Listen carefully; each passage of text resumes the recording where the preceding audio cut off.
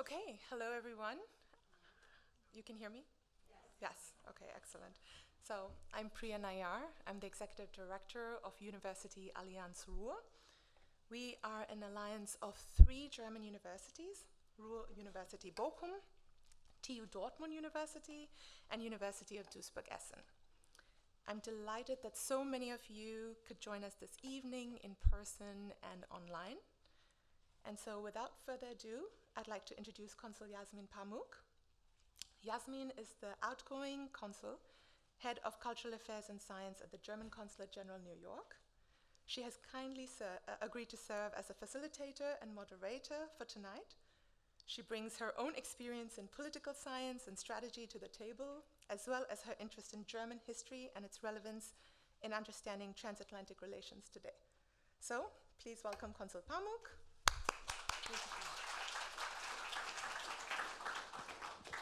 Thank you.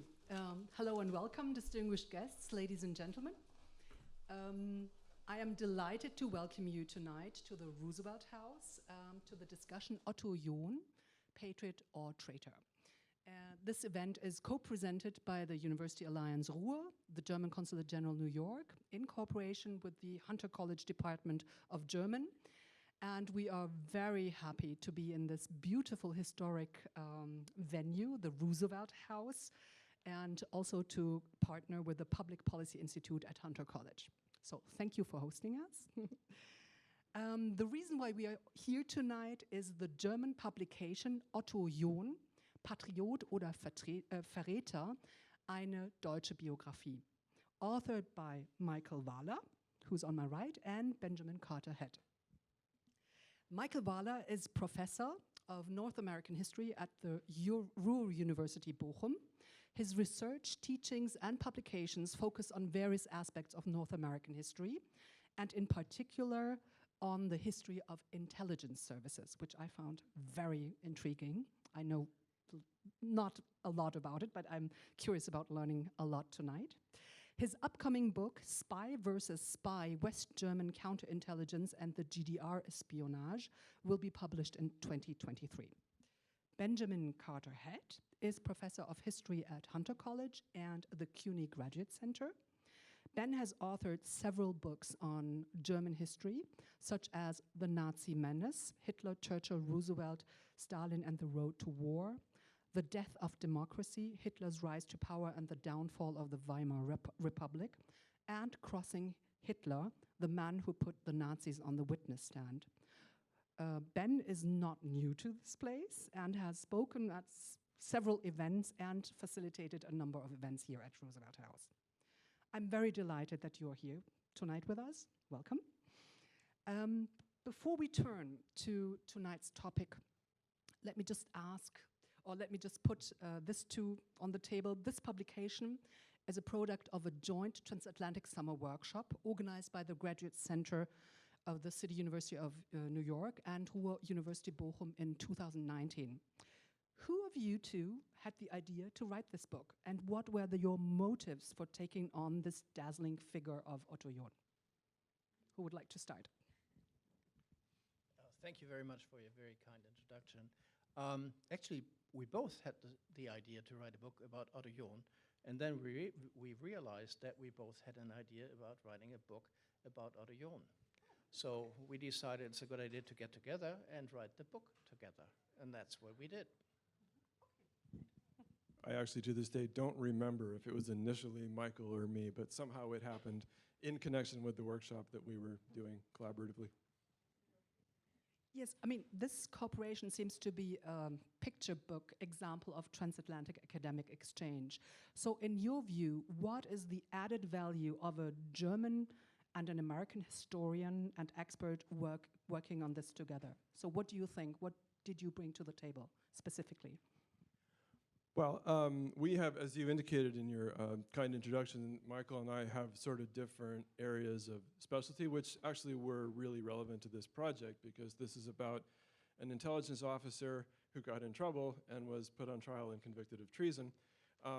Michael has a lot of expertise in the history of intelligence. Among other things, he and our mutual friend, Konstantin Goslar, wrote a book a few years ago on the history of the entity that Otto John was the boss of, Germany's Domestic Intelligence Service, the BFV. As some of you will know, I am a recovering lawyer. In my wild, crazy, misspent youth, I was a corporate litigator, and I've been trying to get over that ever since. But some of the law sticks to you, and when I became a historian of Germany, I actually started off writing about German law and German lawyers. I couldn't actually, I feel like Michael Corleone, right? You try to get out and they pull you back in. So these expertise areas that Michael and I have, I think really went together very well on this particular project. Michael, our protagonist, Otto John, was at the center of one of Germany's, I would say, biggest scandals in its post-war history. In reporting on his death, for example, the German newspaper Süddeutsche Zeitung wrote in 1997 that John's story was one of the most mysterious criminal cases of post-war history. What are the bare facts? Well, the bare facts is that Otto John, who became the president of the internal German intelligence institution, disappeared on the 20th of July, 1954, 10 years after the failed assassination of Hitler. And he ended up in East Berlin. And for a long time, people did not know why he actually went there, if he was abducted, if he went on his own free will, why he stayed for almost 1.5 years, and why he seemed to be a spokesperson of GDR propaganda during that time, because he was not a person who actually, excuse me, not a person who actually was friends with socialism or communism. He was opposed to all kinds of isms, actually. So why did he end up there? How did he end up there? And there were all kinds of different stories being told by different protagonists in this thing, who had different ideas and had different takes on it. And not even that, had also an agenda to paint him in a certain light. Yes. And the book, or the title of your book is titled, I mean, it narrows this why down to Patriot or Traitor. And is there a definite answer to this question? So have you answered the question? Is he a traitor or a patriot? So I think we came to, the title isn't, or the subtitle isn't very nuanced. I think we came to a somewhat more nuanced conclusion. You know, I think you can safely say Otto John was not a traitor. He was clearly not a very good intelligence professional. There's not much doubt about that, but he was an undeniably brave man whose heart was in the right place. He had been active in the anti-Hitler resistance leading to the famous Valkyrie plot of today in 1944. He had managed to survive only because he worked for Lufthansa and was able to get on a plane and fly to Spain. But I think his courage was manifested in that experience, and he was really in his heart a Democrat who wanted to see a democratic Germany. And there is to this day mystery and controversy over what exactly happened to him, because his story was the Soviets kidnapped him from West Berlin and brought him to East Berlin. When he was charged with treason on his return to West Germany in late 1955, the prosecution argument was that he had gone voluntarily into East Berlin, and then once in East Berlin had said all kinds of untrue and sort of defamatory things about the West German government. We came to the conclusion that the reality is somewhere in between, that as far as we have been able to determine in our research, John went voluntarily into East Berlin. He was not kidnapped and dragged into East Berlin, but he meant to come back, and his reason for going to East Berlin was an effort to get basically dirt on people in the West German government who had bad Nazi pasts, who were his rivals in Bonn, in the West German capital. And he wanted to try and get them out of the West German government. He thought the Soviets could give him information. Once he was there, the Soviets sort of thought, my goodness, we've got the head of West German counterintelligence right here. And so they kept him. And there's certain, we can get into this, but there's certain bits of evidence that we think point to that. It's sort of putting together a jigsaw puzzle. Mm-hmm. Yes, please. Actually, Otto John went there with a friend, Wohlgemuth, who was a KGB agent. And Otto John had thought he would meet diplomats, Soviet diplomats, but he never met any Soviet diplomats. He met KGB agents. And they wanted to convince him to work for the East, for the KGB, for the Soviet Union, for the GDR. And he declined doing that. And the story that we kind of substantiated, I think, in our research is that he went there, he talked to the people, realized that what they wanted to make him an agent and work for them, he declined.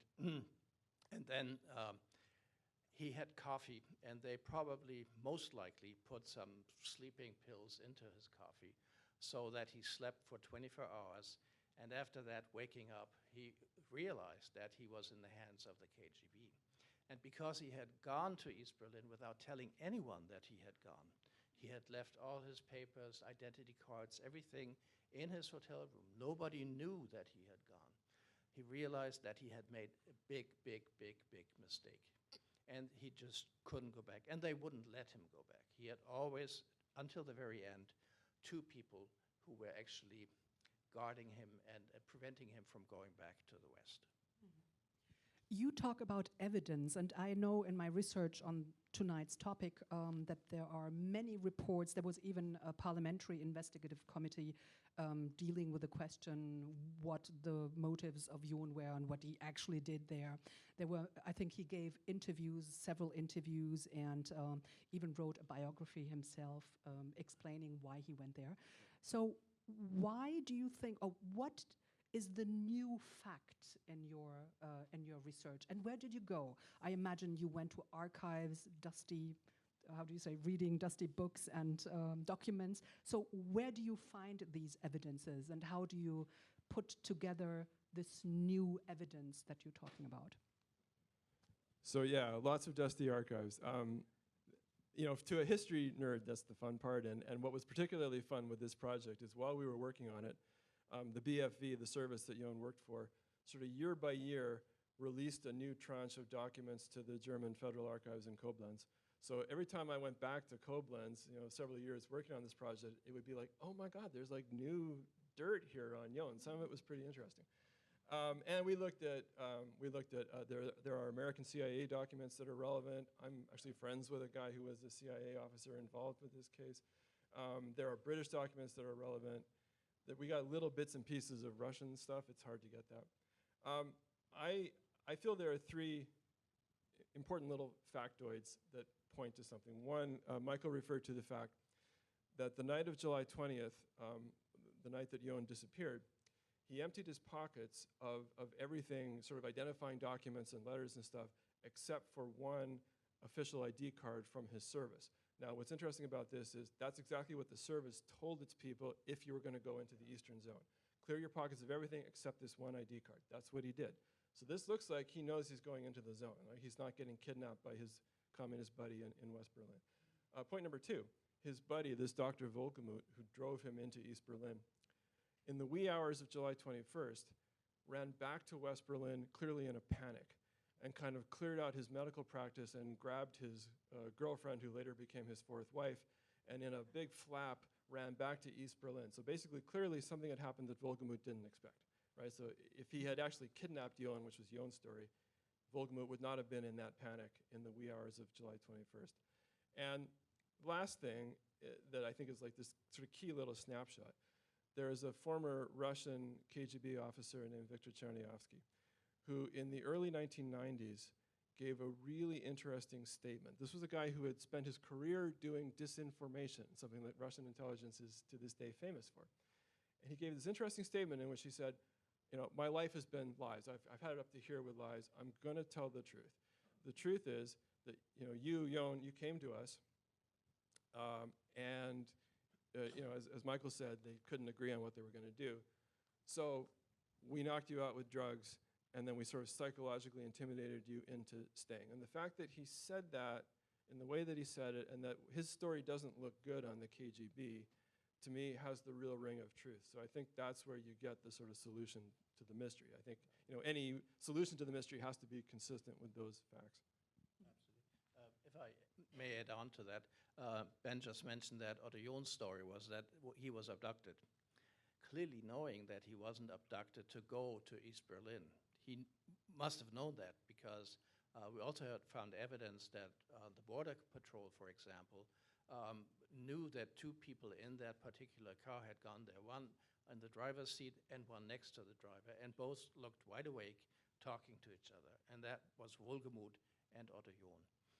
That Otto John actually invented the story that he had been abducted by Wohlgemuth was a cover story to help him prevent being charged with treason. Which he was later, but we will come to that back. Right. So that was, and that made it all so complicated because he didn't tell the truth. He didn't tell what was actually happening at the time. And that made it very, very complicated because that was kind of a place where people could slide in different kinds of stories about what happened, that he had been on a bar, going through bars, being drunk, being into homosexual bars at the time before going to East Berlin and stuff like that. All that what never happened, but it was possible because Otto John had invented the story of his abduction. Coming to the trial, I would like to quote the then chief federal prosecutor, Max Güde, who in his plea at the end of the proceedings attested to John's modest intelligence, quote, mental dwarvism and total insignificance, and went on saying, it's a longer quote now, the defendant is not a traitor at all, but a weakling, not a criminal, but even less a failure. He will be civically death, a nothing, of the dead of July 20, who gave their lives for Germany and whose commitment was accepted, I say incessantly, what an honor to belong to the hanged and not to the executioners. Perhaps I'm foolish when I say that the survivors of such an enterprise should not boast of the deed. The honor of such a most desperate deed belongs only to the dead. The survivors, if they boast of the deed as a merit, devalue the rank of an extremely moral risk, which the dead have paid with their lives. So what seems to me most remarkable is, besides the content of this and the connection with July 20, 1944, the utter contempt that sounds from these words. Michael, what was Otto John's real guilt here? So what is he really tried for? I think it's more complicated. Güde actually thought that John should not be prosecuted. And he said, well, we shouldn't have this trial. It's not worth having the trial. He's not a traitor. What he did is not something that we should prosecute. But I know that the court will try to sentence him to a very long time in prison. So I cannot ask the court to dismiss the case. I will ask the court to, let's say, 2 years. The court actually sentenced him to 4 years imprisonment. And to make this argument stronger, he portrayed Otto John as someone who is not a strong person, who could never have been a traitor. He is a weakling. That is part of an argument that Güde actually used. But then again, it's also a take on Otto John's physique, on his manners, because he didn't come across as a strong person. He came across as someone who was refined, cultured. He was good looking. He always dressed very, very well.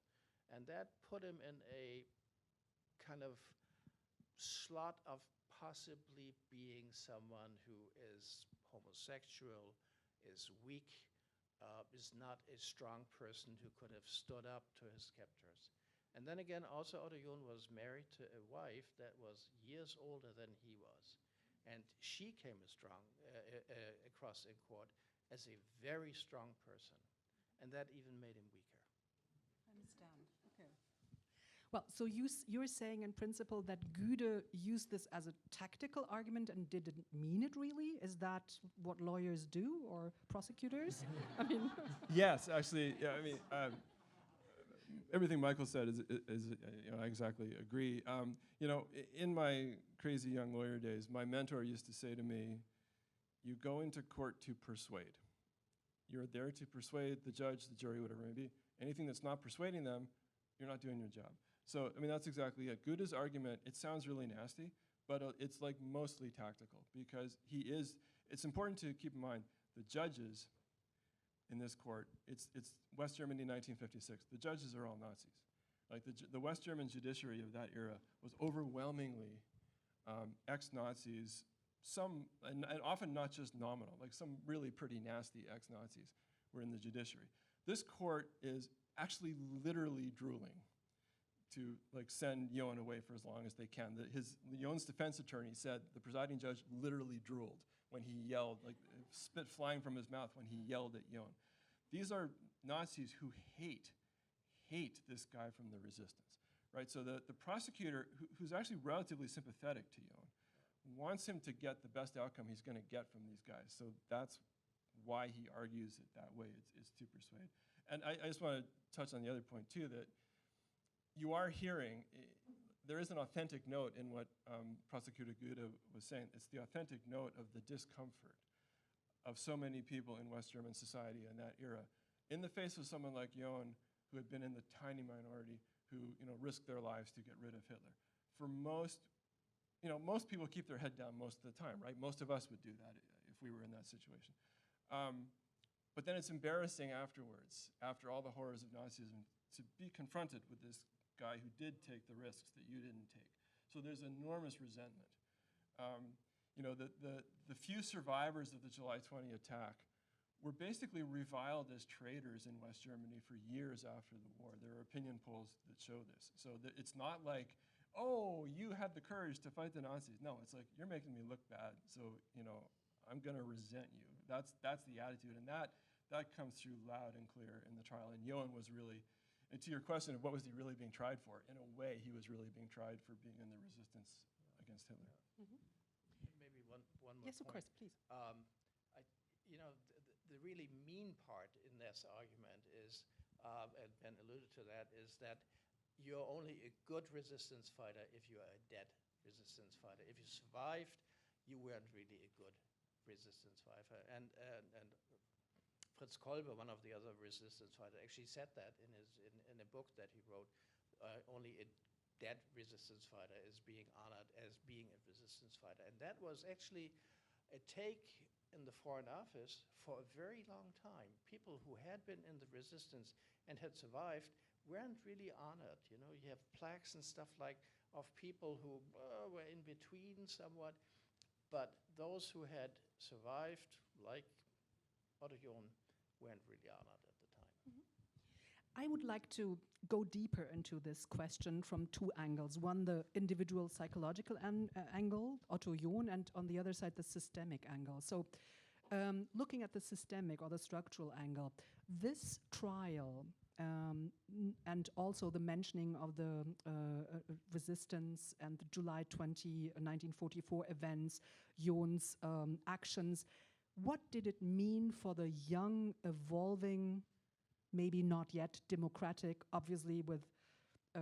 continuity in Nazi personalities. What did it mean for the young German, West German Republic? Go ahead. So there's a great term, it's a little hard to translate, but I'll throw it out anyway. There's a great term that people use when they talk about the West German government of the 1950s under Chancellor Konrad Adenauer. In German you say Demokratur, which is a sort of fusion of the two words that mean democracy and dictatorship in German. So you're suggesting in your question, it would be unrealistic to expect a country that had been 12 years under the rule of the Nazis and then 4 years under occupation to sort of turn on a dime and suddenly become a full-blown democracy. I mean, God knows, in the year 2022, I don't probably need to tell a room full of Americans that, after 200 plus years, democracy is an imperfect project in this country, right? So, you're not gonna get like full-on democracy in Germany in 1949 or 1950 or 1956. It takes time. And one of the things that I think is, or we think is fascinating about the Otto John case is it sort of shows this playing out. It shows a kind of awkward sort of birth pains of democracy. And it shows a country for which there is real contention among surviving parties from the Nazi era. We see this in all kinds of states, the transition out of authoritarian pasts, and this is the West German version. the ex-Nazis and the ex-resistance people are there.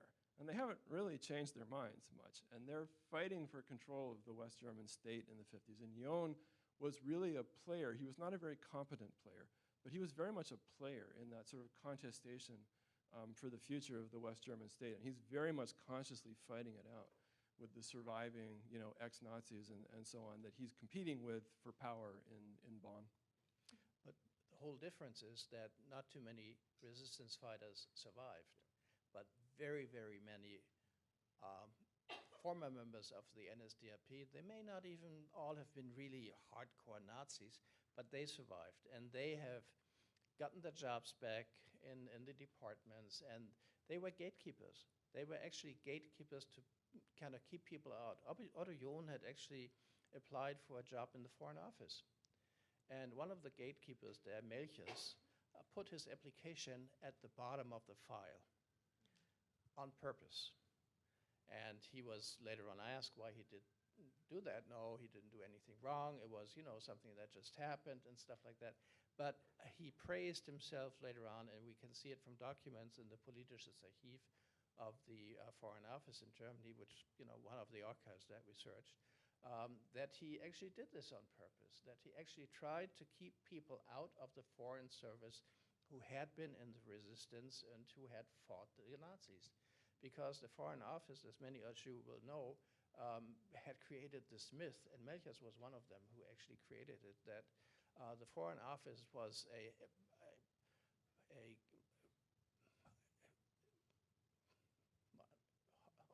it's not hotbed, term is missing here, was an important part of the resistance. Very, very many people in the Foreign Office supposedly were against the Nazis and prevented the very worst.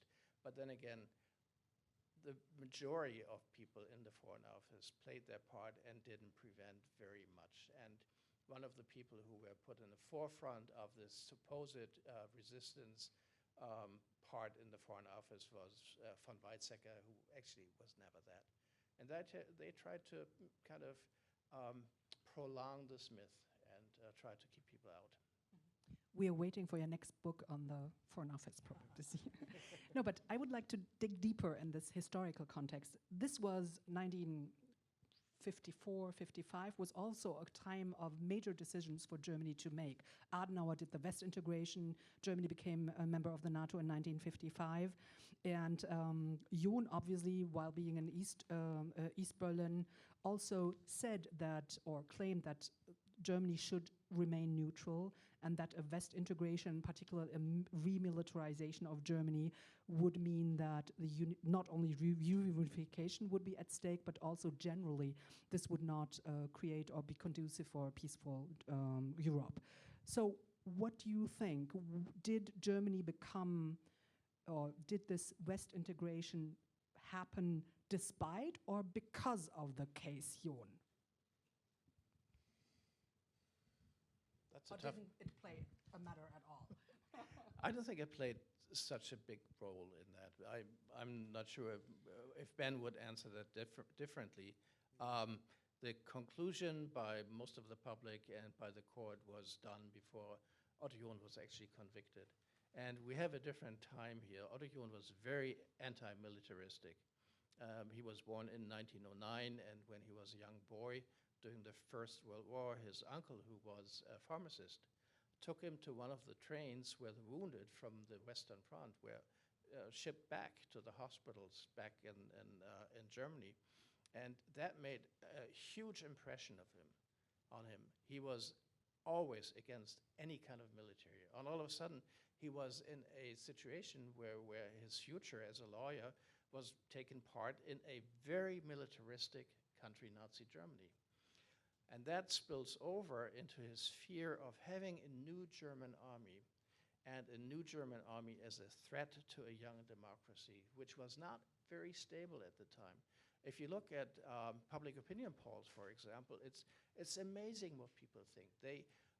People in 1952, 1954 think that one strong person should be at the helm of the state. Well, Adenauer was there, the Kanzlerdiktatur.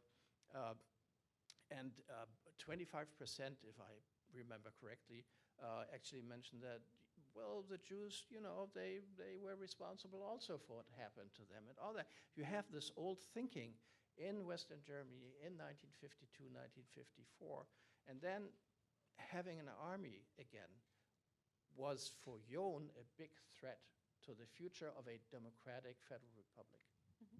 What is your take, Ben? Yeah, I agree, of course. You know, if you sort of look really carefully at the timeline, there are interesting things happening at the same time. I mean, I think West Germany's integration into NATO and ultimately into what today is the European Union, I think those things would have happened one way or another, Yon or no Yon, but it didn't necessarily look that way at the time. One thing that's really interesting is that the first effort to get West German armed forces into some kind of military alliance with Western European countries was a project called the European Defense Community, the EDC, which was being talked about in the early 50s. And what's kind of interesting is that the EDC ultimately failed because the French Parliament refused to ratify it. The French Parliament voted it down, and it had to be accepted by all the potential member countries. And that vote happened, I think, 2 weeks or so after Jon's disappearance. And these things were seen at the time as sort of part of a pattern. You know, Jon's disappearance certainly wasn't helping Adenauer's project of trying to sort of lead West Germany into these international networks. And Jon, I think quite sincerely, you know, some of what he said in East Germany about opposing NATO, you know, about being in favor of unification, German reunification, I think he did sincerely believe. He certainly was not a communist.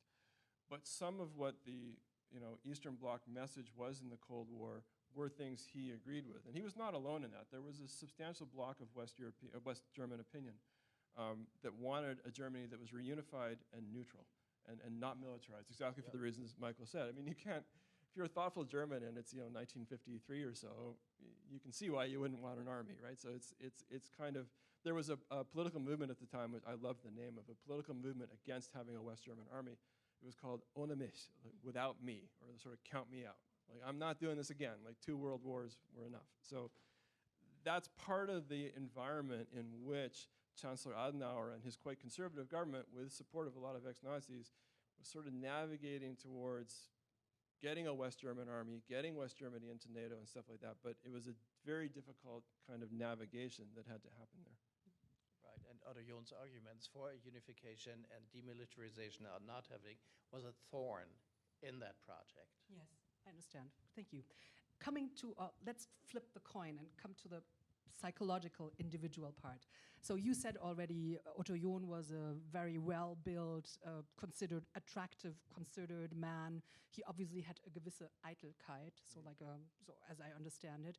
And he also took care very much of his appearances, and yes, so I would say also. What is interesting in looking at what he said and how he acted, it seems that there is a lot of frustration. So in the end, he failed almost everything in his life. So he failed to become the real resistance guy, that is to die in the process or to be successful in the process.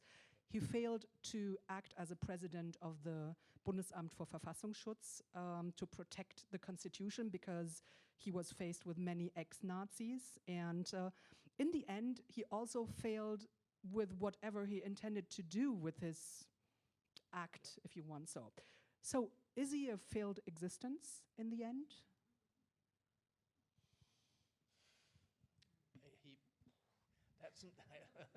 Sorry to be No. That's you know, it's hard to kind of judge Otto John.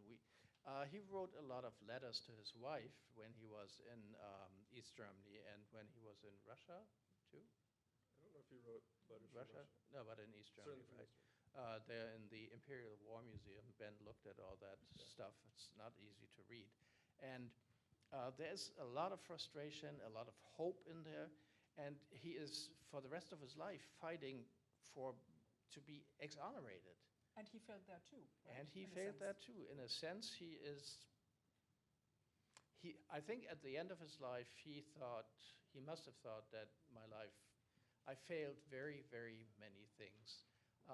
On a personal note, I mean, it's not only political, but, you know, did you have a good relationship with your partner? Didn't you have that? Did you have friends who stood by you? Did you stay by your friends? I don't think he failed in that respect. One thing, if I may, he was, looking for his appearance, being a little bit eitel, as we say in Germany. When he fled on July 24, 1944, to Madrid on that Lufthansa plane that you mentioned, he took a suitcase with him, and that contained his smoking. And that actually gave him away, because he went to Madrid and contacted the British embassy, and they hid him someplace until they found out that the Gestapo office in Spain were looking for him and were about to find him. Then they shipped him clandestinely to Portugal, where they hid him again amongst communists. And there was a raid by the international police, and Otto John was questioned, and he said, well, I'm a downed British pilot. And they opened his suitcase, and there was his smoking with, the name tag Office Berlin Taylor. I understand. So, I mean, you involved yourself many years, I suppose, in researching Otto John and finding out his true story. So someone doing this probably gets a very personal relationship with him, in a sense. Have you ever met him personally? And No. do you feel pity for him? Is there any emotion that develops in this endeavor that you did? So he died in 1997. He spent literally the second half of his life, from when he got out of prison in 1958 to his death in 1997, trying to overturn his treason conviction. 5 different times. There's a procedure in German law to do this, to reopen and get a retrial. He tried 5 different times and failed 5 times. In a way, my entry to this story was that I was very good friends with his last lawyer, a very good Berlin defense attorney named Gerhard Jungfer, who I was dear friends with. Gerhard died about 5 years ago, to my great sadness. And we got to be friends from other things. One day, about maybe 12, 13 years ago, I was having lunch with Gerhard, or dinner with Gerhard in Berlin, and somehow Otto John came up, and Gerhard said, he was my client. And I just about fell off my chair. And Gerhard said, I got all these documents. You want to come to my office and see them? And he would say that to a historian, and the answer is going to be yes. And that's sort of how I got into the story. But, there are 2 things. It's difficult for me to think of Otto John as a failure. I mean, in some sense he was. It's true. He probably would have said he didn't succeed at most things he wanted. But, in a difficult time, he was a brave and honorable man, and that counts for something. There's a real element of tragedy to the last years of his life. I mean, he said over and over again, I don't want to die a traitor. And technically speaking, he did, because he never got that conviction overturned. And even after he died, my friend Gerhard told me he could have kept the case going and maybe cleared Otto John's name. The family didn't want to pay the legal bills, and Gerhard said he would have been so angry that the family wouldn't pay the bills, like to keep the case going. So Gerhard wasn't happy about it either. Just very quickly, I want to say, whatever the rights and wrongs of what he did, his legal conviction was ridiculous. I mean, what he did not even come close to fitting what German law sort of specifically sets out as the sort of gravamen of the offenses with which he was charged and convicted. So those 5 efforts to get a retrial should have succeeded. I mean, the first one should have succeeded. Well, he shouldn't have been convicted. And then the first one should have succeeded. As Michael said earlier, he made his own life more difficult than it needed to be by telling such a stupid story. And even at his trial, his defense attorney and the prosecutor, Max Gude, were saying to him, basically, look, we get that you're not a traitor. We get you weren't trying to betray the country. This bit about being abducted from West Berlin, that's clearly ridiculous. Just tell the truth, that you went voluntarily and they kept you, and you'll be fine. And John wouldn't do that. That's the one thing he wouldn't do. And if he had, it would have been really hard for the court to convict him, because the conviction was legally ludicrous in any case. And that's part of the tragedy of this whole thing. I hear a lot of empathy in this. So no, Fair really, enough. it's close. I would like to explore a last topic before we come to the Q&A session. That is the role of secret services. And the former KGB officer Viktor Chernyavsky claimed in an interview that John was a victim of German history in a way. You write in your book that John mainly became a plaything, do you say that in that way, of Eastern secret services. So what exactly was it? And to what extent do we have an involvement of German or American secret services here? So is this a game, an agent thriller? Or how should we think of it? I think that's you. Oh, that's me. Yeah, as we mentioned before, the KGB kind of abducted him. They put sleeping pills into his coffee and tried to play him. They shipped him to Moscow, interrogated him, and we actually have some transcriptions of these interrogations from the Russian. And we can actually see that John gave away some information during these interrogations. And that was part of what was agreed upon in his service, that you have to play along and try to find a way to escape again. But you have to play along in a certain way and don't give away any important information. What he did was he gave away information about his attempts to find former Nazis. Because that was at his heart. I mean, he conducted a clandestine intelligence operation apart from his department, which was totally wrong. You should never do that. And then he was taken back to the GDR, and he was played there. He was not interrogated, but he was used as a propaganda machine for what they wanted to do. He couldn't go away. Markus Wolff, one of the very famous, as you know, chiefs of foreign intelligence of the GDR, wrote a couple of books, 2 books, one in English, one in German, about his time as chief of HVA, and he tells different stories in these 2 books. The English version is very different when it comes to Otto John from the German version. And you find that very often, that KGB agents, GDR intelligence officers tell different stories. MI5, to my knowledge, was not heavily involved. And the CIA was not heavily involved in that case. They didn't do much on it. They let it play out, basically. But Ben may want to add on that CIA file. Yeah, they weren't heavily involved, but they were heavily informed. They were very aware of what was happening. John had visited Washington just a few months before he disappeared. Right. And he had met CIA people in Washington. He had met FBI. He met Herbert Hoover. He met J. Edgar Hoover in Washington. Didn't get along with him well at all. Was treated quite rudely by Hoover, who thought he was a communist. Not a rare distinction, I think. But homosexual. And a homosexual, yeah.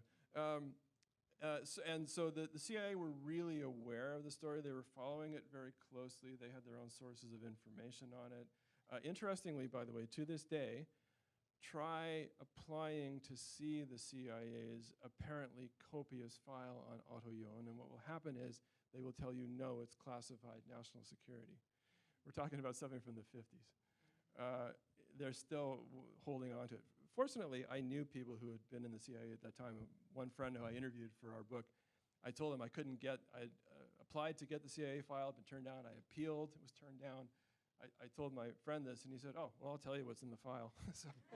so he did. So we sort of got the information. Also, funnily enough, the CIA had a file on Otto John's wife, which they released. And there's a lot in that file about what they think about Otto John. So I think in this sense, we benefit a little bit from CIA stupidity. But there's one other thing I was going to say, but now I forgot what it was. So I guess maybe I'll just be quiet. Maybe I could adapt. Sure. Add on that. What the CIA and the Americans were very much aware of was that Otto John and some other resistance fighters and people who had been close to the resistance didn't want the Federal Republic too close to the Americans and too close to the British. You know, this idea about a neutral state and a unified Germany, and that was actually Otto John's project, and he really, really had his heart in that. that did not kind of tally with what the American political system and the idea of the State Department and presidency wanted at the time.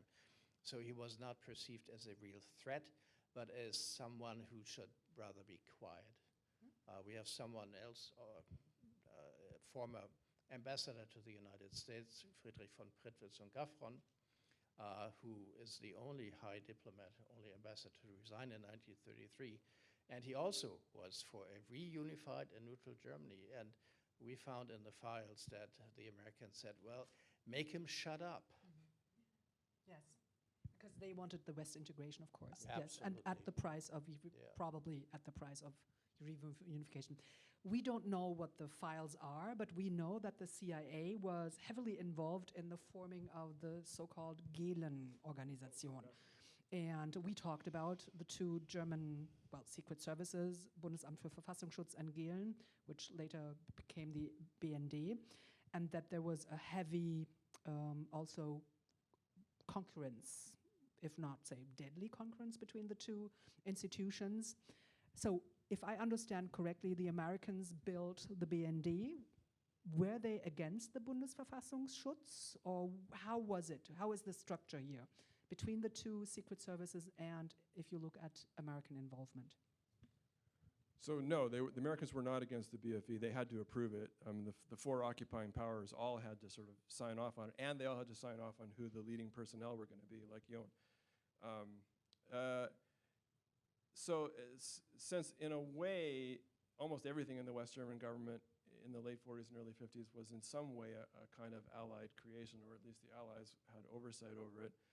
I think the thing here is the Americans didn't fully grasp, what Gehlen was really up to with his organization.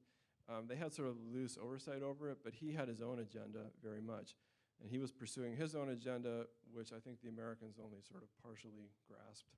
So I think, if they had known the sort of full nature of the rivalry between Gehlen and Jon and between the organizations, I would be willing to bet the Americans would have sided more with Gehlen, but I think there were limits to what they knew.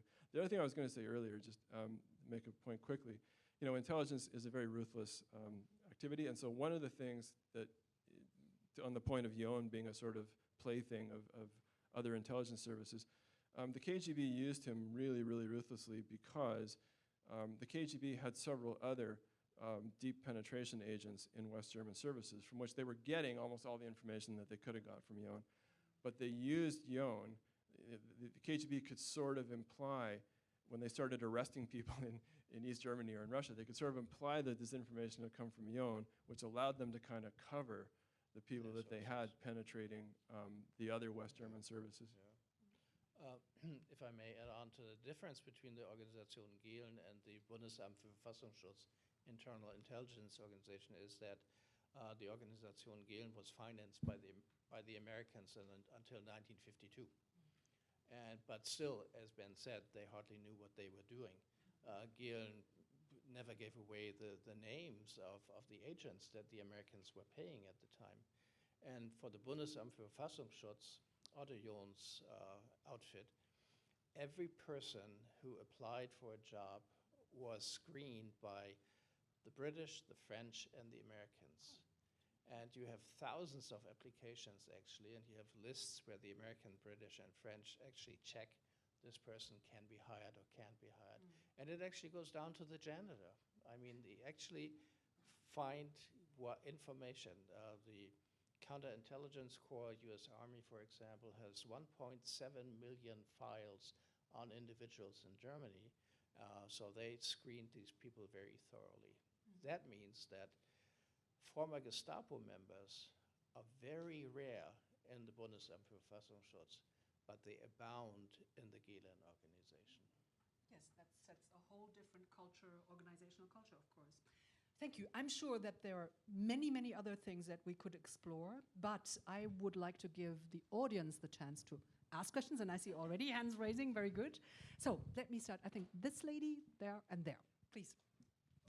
Do we have a microphone? Sorry. Oh, there is one. Okay, great. Thank you. At the beginning, I thought, how naive can this man really be? And thoughts of the Manchurian Candidate ran through my head, along with the stories that were written by Jean Le Carré, Ian Fleming, Graham Greene, who all had intelligence backgrounds to an extent that we're not even aware of. However, after the end, which I enjoyed immensely, I learned so much. I think he was just a scapegoat. He was needed for the old Nazis in the new West German regime to justify themselves, to make it a show trial of sorts.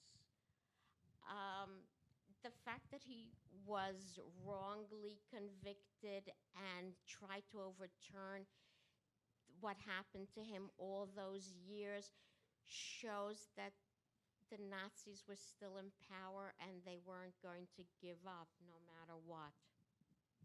Thank you so much for sharing your thoughts. Please. It could be just a simple question, but when he fled to East Berlin in 1954, and then after a few months he fled back to West Germany, and wasn't he afraid because he was a member of this German anti-fascists? They organized the assassination of Hitler, and 10 years before he was going to be caught by the Gestapo. How could he do that?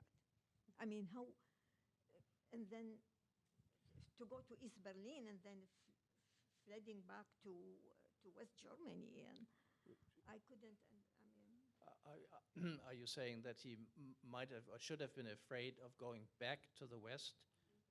Is that what you're saying? Yeah, I mean, I think 1955 he went back to West Right.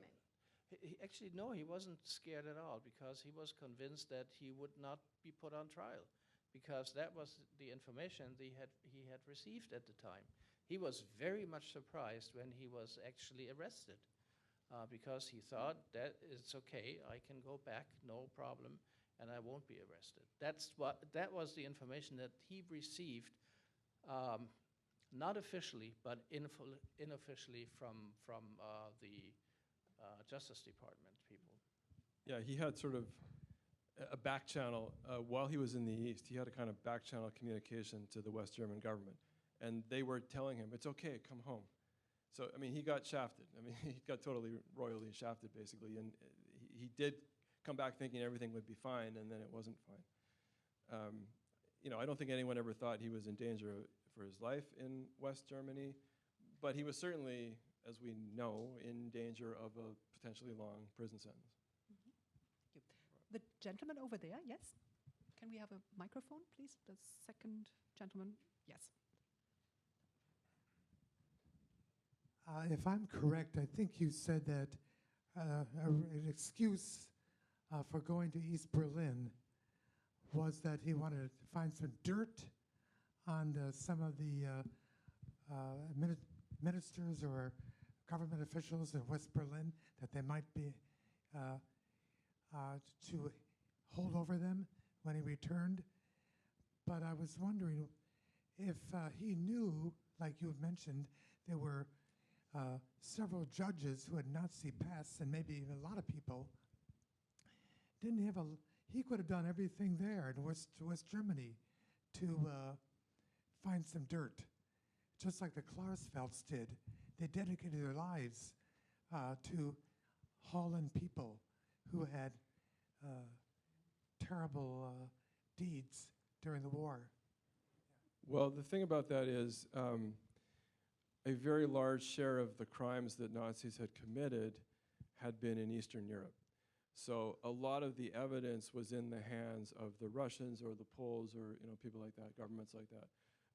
And very particularly the Russian intelligence services. So Yon thought they might have information that I can't get in the West. I wouldn't say that was his excuse for going, that was his reason. I mean, his excuse was he got kidnapped. I mean, he never admitted that he went voluntarily at all. We think his reason was to get information that the Russians would have had on his rivals in West Germany, and it's because they had been where the crimes were, basically. Like to add something? No. Then I have a question of Jan Lüdert here, please. Can we have a microphone there? Thank you so much. While I'm very curious about the substantive content of your work, I'm wondering about the methodological approach that you both took, and perhaps you could also speak to the opening up of archives, digitization, and the way that this work was impacted by the way that you are able to access data in new ways or in surprising ways, and also the way that the collaboration works. I think as an author, we're all interested in how that works. It's a long process, and we have to be resilient and keep each other going. So I'd be really curious to hear more about your methods and the archival aspects of the work and the collaboration. Thank you. Thank you for the great question. So. Archival sources, Yasemin mentioned that a colleague of mine and I did a book before that, Keine neue Gestapo, No New Gestapo. And that helped opening up a lot of archival material from the Bundesamt für Verfassungsschutz, the internal intelligence service.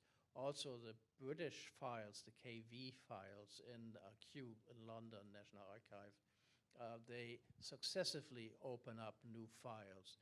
We could, for example, find files on Otto John and find a file that Otto John applied for citizenship in Great Britain. And he had support for that.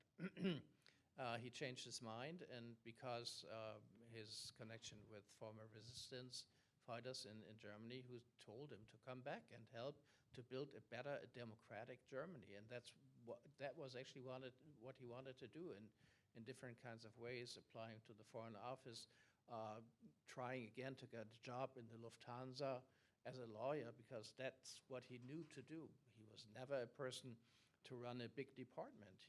The Bundesamt had 700, 800 people, and he was not a good administrator. You know, he was out of his depth at that time. So new archival material opening up. We shared archives. We used a way where you could put stuff in the cloud, and both of us could see the documents that Ben had collected, and I had collected different documents, so we kind of meshed these things together. And when it came to writing, we kind of had intense discussions about different chapters. Obviously, the former lawyer did the most part on the trial system, because that's what he wanted to do in the first place. And I did a lot of stuff on the intelligence part when Otto John is going to Madrid and then ending up in Great Britain, working there for propaganda services against Nazi Germany. So that worked out fine. And when it comes to archives, Ben mentioned that, you know, you apply and you apply again.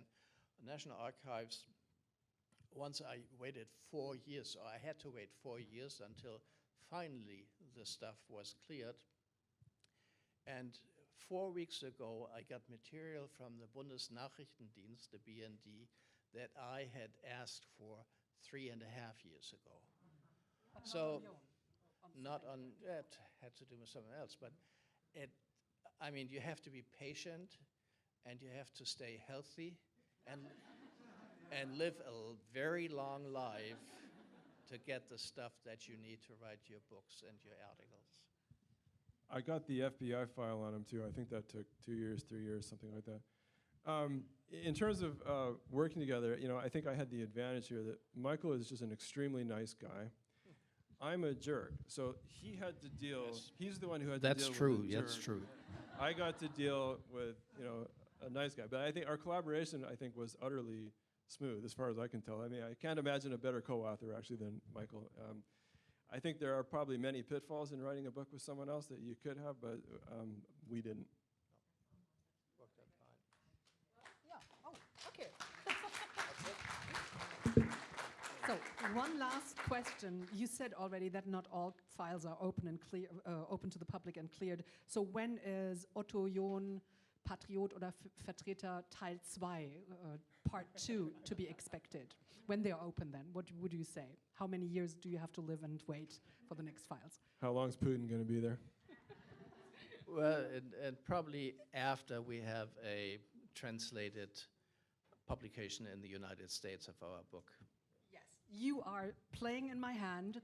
We did this, of course, because we hope that this wonderful book, who's only accessible in German at the moment, will be translated into English, and I hope that there are many publishers here who now run to either the authors or my colleague and wonderful partner Priya Nayar and ask for the rights to publish it in English. So thank you for your great questions. You mentioned the suitcase that they opened when he got to Portugal. And did you use the word, I didn't understand it, but was it smoking? Like a tuxedo. A tuxedo, yes. Oh, I'm sorry. Yeah, a tuxedo. Smoking's the German word. So, thank you again for coming here, and thanks to our hosts, the Roosevelt House, and now I give back to Priya. I have a very short thank you to say. I have to thank from the bottom of my heart to Michael and Ben for your thoughtful conversations this evening. Yasemin, thank you for serving as our guide as we navigated through this complex history. And I would like to thank our partners, Hunter College President Jennifer Raab, Roosevelt House for their excellent cooperation. So thank you, Harold Holzer and Mark Barrett. Mark is right here. I hope that this is a beginning of many more joint projects. Thank you, Kira, for your background work in research. And our conversation from today in the context of history, identity, and the space of transatlantic relations is super vital. So I'm looking forward to inviting everybody to join us for a reception and continuing these conversations upstairs. So thank you.